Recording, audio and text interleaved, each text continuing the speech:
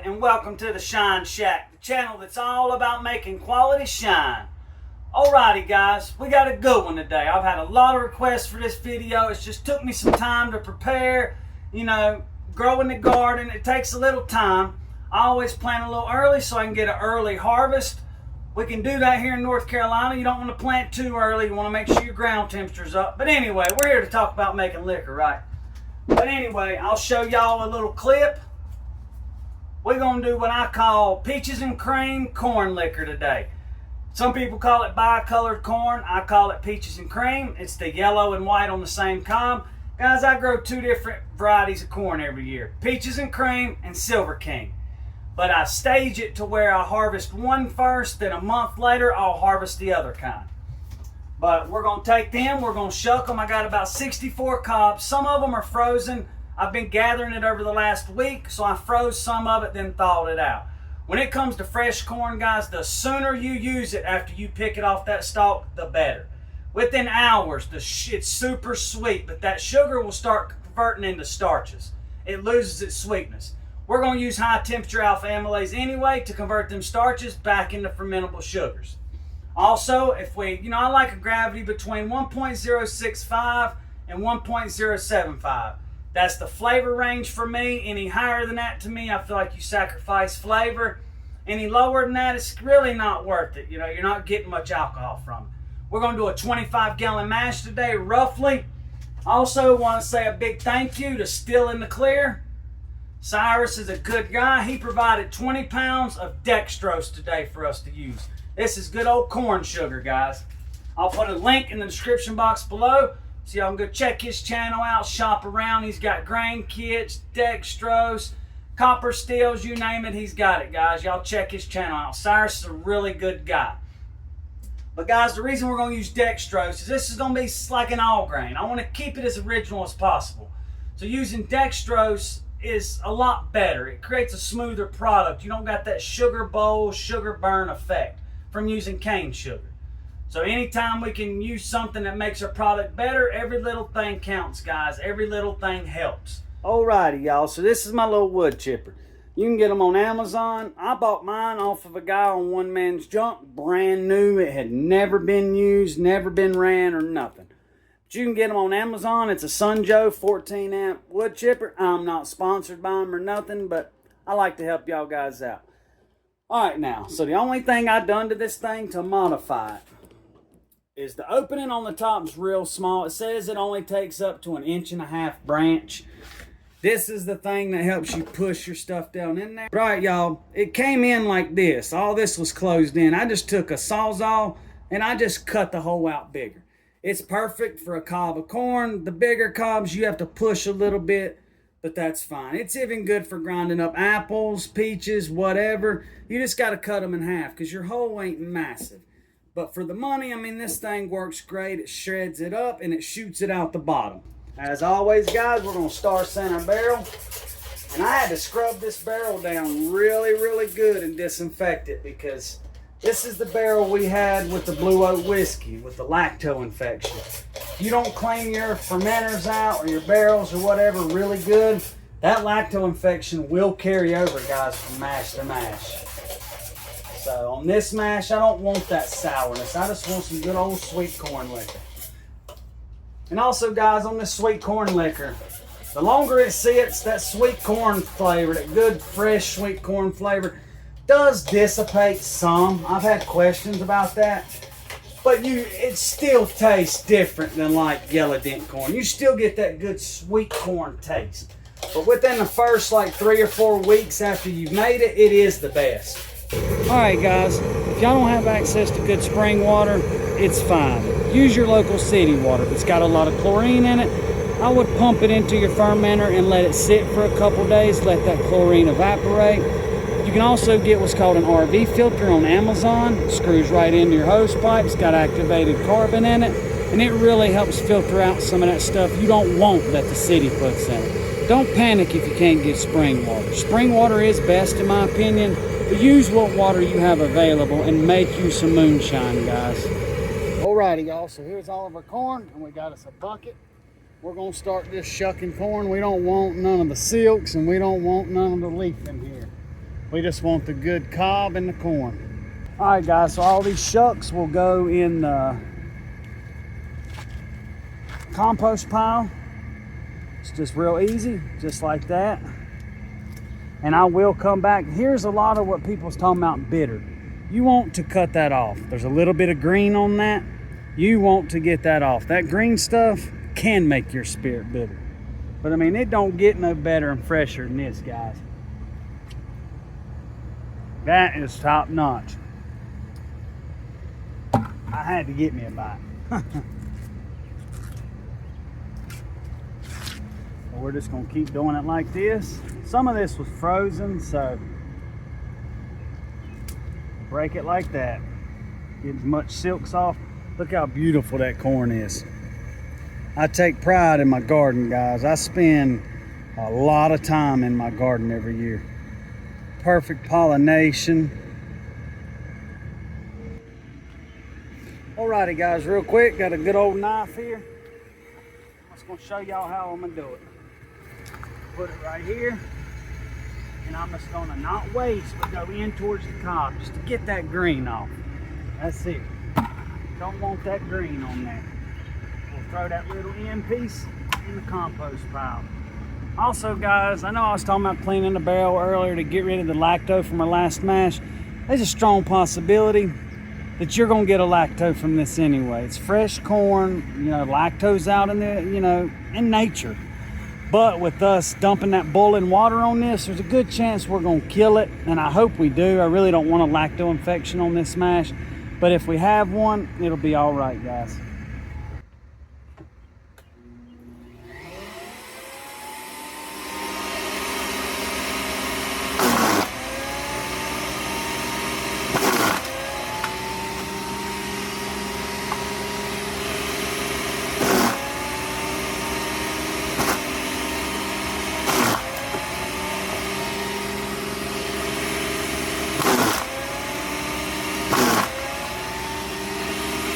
Y'all, our barrel's already good and sanitized. We got our first bucket of corn squeezins. Got it all ground up. We're gonna get it put in there, and I'm gonna get the rest of the corn ground up, get it dumped in here, and I'll be back, guys. Alrighty, y'all, here's about our first 3 gallons. We're gonna add about 10 or 12 gallons first.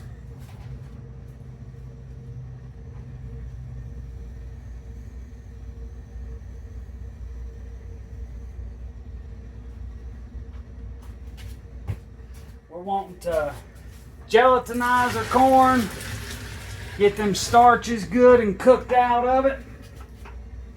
Alrighty, y'all, so we got our boiling water in there. Now we just gonna stir it real good. Still gelatinize it, but it's not gonna get as thick as like ground dried yellow dent corn.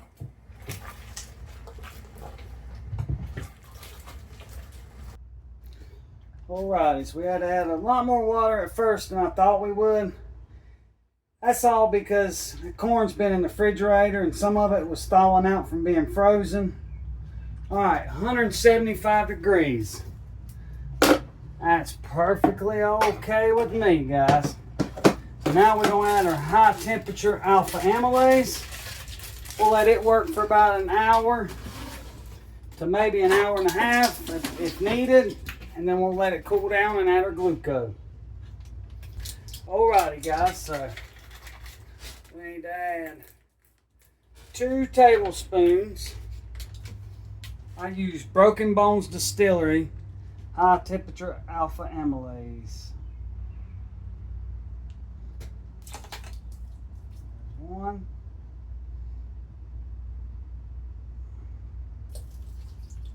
There's 2, and I'll always put like half a tablespoon extra. You don't have to, but I put a little extra yeast, a little extra everything. Stir that up real good.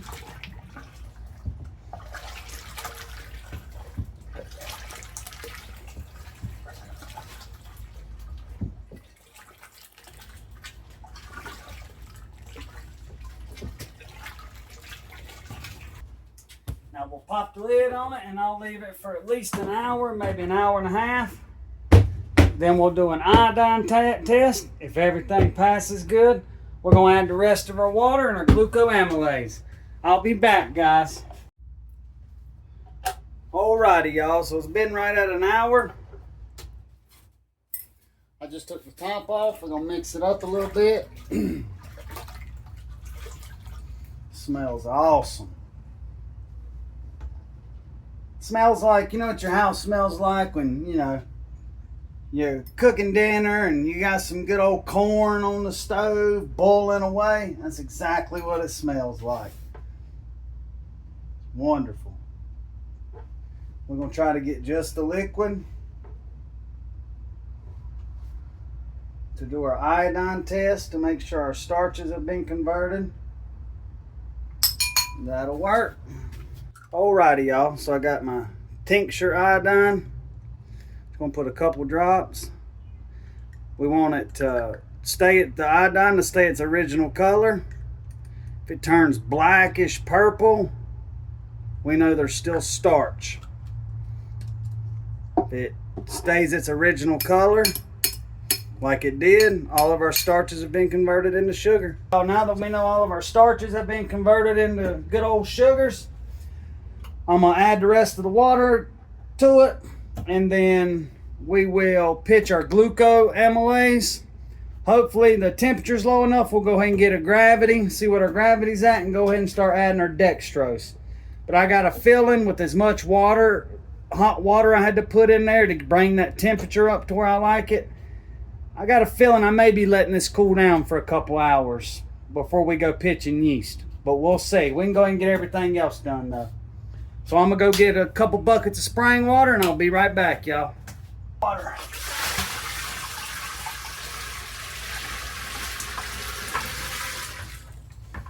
We'll go ahead and put in one more bucket. Alrighty, y'all. So we got the rest of our water in there. Probably going to be a pretty low gravity because we only had about right at 2 pounds, maybe even a little less, 2 pounds per gallon of our corn cob mixture.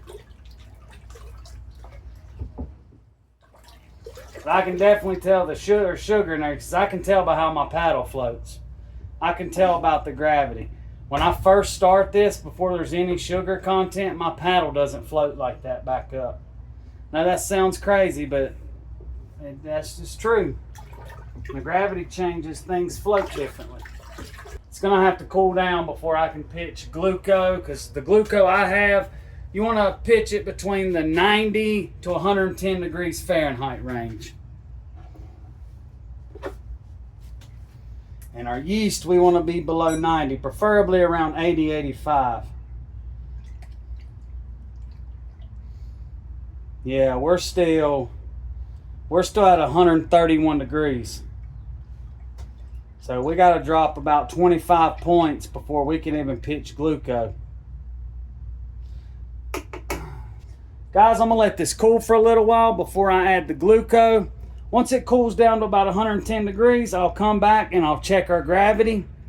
I can do the temperature correction to see what our actual gravity is. Guys, make sure you always do your temperature corrections with your hydrometers. If not, what you think you have won't be what you actually have. Alrighty, y'all. So, I ended up adding 30 pounds of dextrose. Our gravity's sitting at right at a 1.061.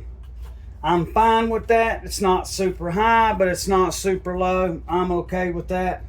So I'm going to go ahead and just pitch daddy yeast, y'all. There's good old regular dry active distiller's yeast. Our mash is right at about 86 degrees, so we're good to go there. And as always, guys, I just coat the top with distiller's yeast. My specialty yeast, I always measure it, but with daddy yeast, I just coat the top. That's good enough. That ain't thick, it's just a light coating over the whole top.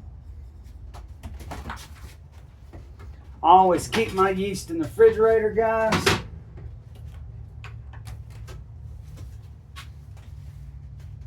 We'll give that a little stir.